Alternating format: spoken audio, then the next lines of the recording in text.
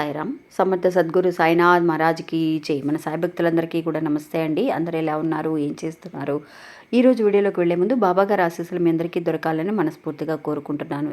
ఇంకా ఈరోజు వీడియోలో బాబా ఏమంటున్నారు అనంటే, బిడ్డ, నా మెడలో ఉన్న ఈ పువ్వుల మాలని ఒక్కసారి తాకి చూడు తల్లి, నీకు మరికొద్ది గంటల్లోనే ఒక శుభవార్త అనేది వస్తుంది అని చెప్పి బాబా ఈరోజు ఒక మంచి సందేశాన్ని మనకు తెలియజేస్తున్నారండి. ఇది నిజంగా జరిగిన ఒక కథ అండి. కథనే కంటే నిజంగా జరిగిన ఒక సంఘటన. అసలు ఏం జరిగింది అనేది ఈరోజు వీడియోలో పూర్తిగా తెలుసుకుందాము. వీడియోని పూర్తిగా చూడండి. వీడియోలోకి వెళ్ళడానికి ముందుగా మన ఛానల్ ఎవరైతే కనుక కొత్తగా చూస్తున్నారో వాళ్ళు ప్లీజ్ సబ్స్క్రైబ్ చేసుకోండి ఫ్రెండ్స్. మీకు వీడియో నచ్చితే కనుక ఒక చిన్న లైక్ చేయడం మాత్రం మర్చిపోకండి. మీరు ఇంతవరకు కూడా ఎంతోమంది దగ్గర జ్యోతిష్యం చెప్పించుకొని అలసిపోయి ఉంటారు. కానీ నేను ఒక గురువు గారి గురించి తెలియజేస్తానండి.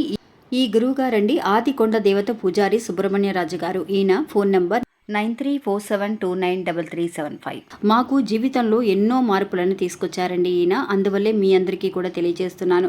ఈ గురువు గారు చెప్పింది చెప్పినట్టుగా జరుగుతుందండి. అది కూడా కొన్ని రోజులలోనే. అంటే భార్యాభర్తల మధ్య గొడవలు, విదేశీ ప్రయాణం ఆలస్యం అవడం, ప్రేమ, పెళ్లి, సంతానం లేకపోవడం, కోర్టు సమస్యలు, గృహము మరియు కుటుంబ సమస్యలు, ధనం అనేది చేతిలో నిలబడకపోవడం, నమ్మిన వ్యక్తి మోసం చేయటం, స్త్రీలకు పురుషులకు సంబంధించిన గుప్త సమస్యలు ఎటువంటివైనా సరే కొద్ది రోజులలోనే పరిష్కరిస్తున్నారండి. అది కూడా ఒక ఫోన్ కాల్ ద్వారా. మీరు ఒకసారి ఆయనకి కాల్ చేసి చూడండి. ఇంకా వీడియోలోకి వెళ్దామండి. సాధారణంగా అండి మనందరము కూడా బాబా గారి గుడికి వెళ్ళినప్పుడు బాబా దగ్గర మనం ఎన్నో రకాలుగా మనం మాట్లాడాలి అని చెప్పి మనం ముందుగానే ఒక మనసులో అనుకుంటూ ఒక ఐడియా పెట్టుకొని ఒక ప్లాన్ వేసుకొని వెళ్తూ ఉంటాం. అయ్యో నా కష్టం, నాకు ఇట్లా ఉంది, నాకు ఇలా అనిపిస్తుంది, ఈరోజు ఎలాగైనా సరే బాబాతో మాట్లాడాలని అనుకుంటూ ఉంటామండి. కానీ బాబా గుడికి ఎక్కడ మీరు ఏ గుడికి వెళ్ళినా కూడా బాబాని చూడంగానే ఆయన అలంకారాన్ని కానీ, ఆయన చక్కగా ఆయన అందమైన ప్రకాశవంతమైన చక్కగా నవ్వుతూ ఉన్న మొహాన్ని ఒక్కసారి చూడంగానే మనం అన్నీ మర్చిపోతామండి. మన బాధలు ఏమైతే అడుగుదామని వచ్చామో అవన్నీ కూడా మర్చిపోతామన్నమాట. అలాంటిది ఒక గుడిలో అండి, బాబాగారి గుడిలో జరిగిన ఒక అద్భుతం అండి. నిజంగా మనకి ఇక్కడ చెన్నైలో బాబాగారి గుళ్ళు చాలా ఉన్నాయండి. ప్రతి గుడికి కూడా ఒక్కొక్క విశేషం అనేది ఉందన్నమాట. నేను ఎప్పుడు కూడా వీడియోస్ తీసి పంపిస్తూ ఉంటాను కదండి. మన వైద్యనాథ సాయిబాబా గారి గుడిలో ఎంతైతే కనుక విశేషమో, అలాగే మనకి దగ్గర వండలూరులో కానీ ఇక్కడ చెన్నైలో సంబంధించినంత వరకు చాలా అద్భుతాలు చేస్తున్నారండి ఆయన. అలాగే ఒక గుడిలో జరిగిన ఒక అద్భుతం అండి. నిజంగా బాబా గారి గుడిలో బాబాకి వేసిన మాల అనేది చాలా పెద్దగా పైనుంచి కింద వరకు, అంటే మెడలో వేస్తే ఆ చాలా పెద్ద విగ్రహం అండి. విగ్రహాలు ఉంటాయి కదా, ఆ విగ్రహం నుంచి మన పాదాల వరకు కూడా బాబాకి పువ్వుల మాలని మనం సమర్పిస్తూ ఉంటారు అందరూ కూడా. మనం వెళ్ళినప్పుడు బాబాని చూసినప్పుడు నేనైతే అనుకుంటానండి, బాబాకి అలంకరించినప్పుడు ఏదైనా పువ్వులు బాబా పాదాల దగ్గర కానీ బాబా ఒళ్ళో కానీ ఉన్నప్పుడు ఈ పువ్వులను మనకిస్తే బాగుంటుంది కదా పెట్టుకోవడానికి అని చెప్పేసి ఒక చిన్న ఆశ అనేది ఉంటుందండి. అది ఎప్పుడైతే కనుక నేను అలా అనుకుంటానో అది ఖచ్చితంగా అండి, నేను ఆ గుడి తిరిగి ప్రదక్షిణాలు చేసుకొని వచ్చేసరికి అక్కడ కూర్చుంటాం కదా, అంత ప్రదక్షిణాలు చేసుకొని దర్శనం చేసుకున్న తర్వాత అక్కడ వచ్చి కూర్చున్న తర్వాత ఆ గుడి ఓనరేనండి నేను అనుకున్న మాట నిజంగా బాబా వెళ్ళి ఆయనకి చెప్తారా లేకపోతే ఆయనకే వినిపిస్తుందా నాకు అర్థం కాదు. అమ్మ ఇదిగోండి అమ్మ పువ్వులు ఆయన ప్రసాదం అవే తీసుకొని ఇస్తారనమాట.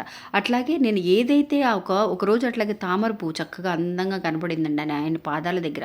అదే తామర పువ్వుని బాబా ఆయన గుడి ఓనర్ తీసుకొచ్చి ఇచ్చారు. అలాగే ఒక మల్లెపూల చెండు కానీ ఏదైతే మనం బాగుందని అనుకుంటామో అది ఇస్తే బాబా ఊళ్ళోంచో బాబా పాదాల దగ్గర నుంచో ఇస్తే మనకు అదొక తృప్తిగా ఉంటుంది కదా. అలాగా ఈ గుడిలో కూడా అండి ఇక్కడ జరిగిన విషయం ఏంటి అని అంటే, ఈ గుడిలో ఒక భక్తురాలండి ఆవిడ పంపించిందనమాట.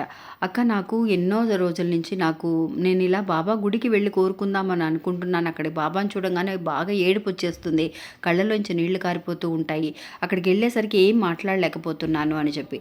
నిజంగా మనం అనుకుంటామండి ఏం చెప్పాల్సిన అవసరం లేదు, మనం కళ్ళతోటే మాట్లాడుతూ ఉంటాం. కళ్ళు తెరిచి చక్కగా బాబాని చూస్తూ మనం ఎప్పుడైతే మాట్లాడగలుగుతామో అప్పుడే బాబాకి మన మనసులో ఉన్న బాధ అంతా కూడా అర్థమైపోతుందండి. అలాంటిది మన మనసులోనే అక్కడ కూర్చొని చక్కగా ప్రదక్షిణాలు చేసి ప్రశాంతంగా కూర్చున్నప్పుడు ఏమనిపిస్తుంది అని అంటే, అక్కడ ఆవిడ పాదాలకి నమస్కారం చేస్తుందంటండి. దర్శనం చేసేసుకొని ప్రదక్షిణాలు చేసి వచ్చిన తర్వాత బాబా పాదాలకి నమస్కారం చేస్తున్నప్పుడు బాబాకి వేసిన ఆ మాలని తను అదే పనిగా చూస్తూ ఉందంటండి. ఆ మాల బాబాకి వేసిన పువ్వుల చెండు బాగుంది, చాలా బాగా అలంకరించారు ఆ గుడిలో, చాలా బాగుందని చూస్తున్నానక్క. చూస్తున్నప్పుడు బాబా పాదాలను నమస్కరించినప్పుడు ఆ బాబా మెడలో వేసిన ఆ మాల అనేది తన తల మీద వచ్చి పడడం అనేది జరిగిందండి.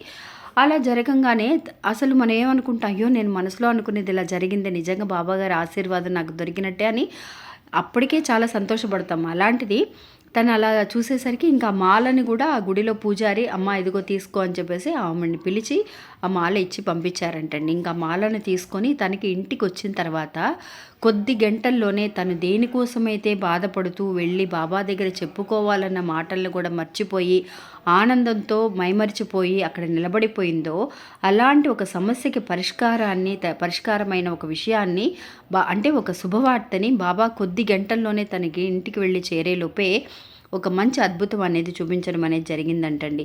ఏంటి ఆ అద్భుతం అని అంటే, తనకి యాక్చువల్గా ఒక ప్రాబ్లం అనేది ఉందండి. తనకి ఒక చెవు అనేది రైట్ సైడ్ ఉన్న చెవు అనేది తనకి సరిగ్గా వినపడదండి. అలాంటిది ఒక లెఫ్ట్ మాత్రమే వినిపిస్తుంది.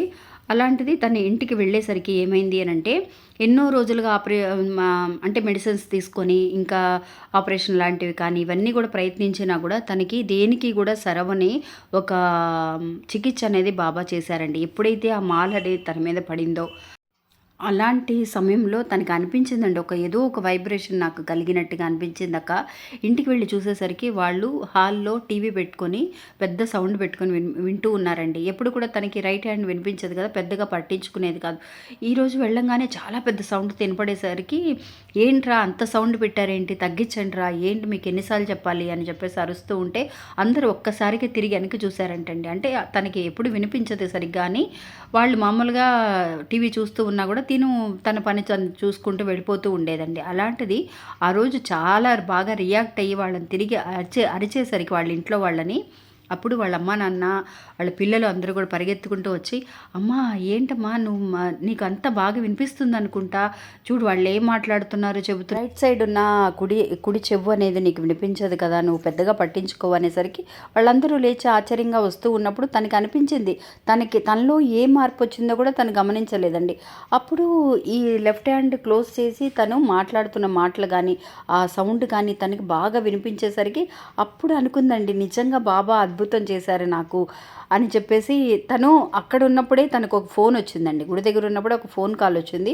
మామూలుగా రైట్ సైడ్ కుడి చెవు దగ్గర పెట్టుకొని తను మాట్లాడింది. అప్పుడు కూడా తను అబ్జర్వ్ చేయలేదన్నమాట.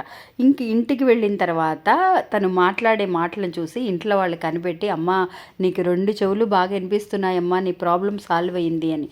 బాబా చేసే అద్భుతాలకి అసలు అంతం అనేదే లేదండి. ఆయన చూపించే మొన్నటికి మొన్న కూడా ద్వారకామాయిలో ఒక చిన్న పసిపిల్లవాడికి కూడా కళ్ళు తెప్పించారండి ఆయన. అందువల్ల ఎవ్వరు కూడా అధైర్యపడాల్సిన అవసరం లేదండి. ఇప్పుడే ఎలా అయితే నమ్మకంతో ఉన్నారో అంతకంటే 100 రెట్ల నమ్మకంతో ఉండండి. ఖచ్చితంగా మీరు అనుకున్న విషయాన్ని సక్సెస్ అవ్వడం అనేది జరుగుతుంది. ఇంకా ఇది ఫ్రెండ్స్ ఈరోజు మన వీడియో నచ్చితే కనుక ఒక చిన్న లైక్ చేయండి.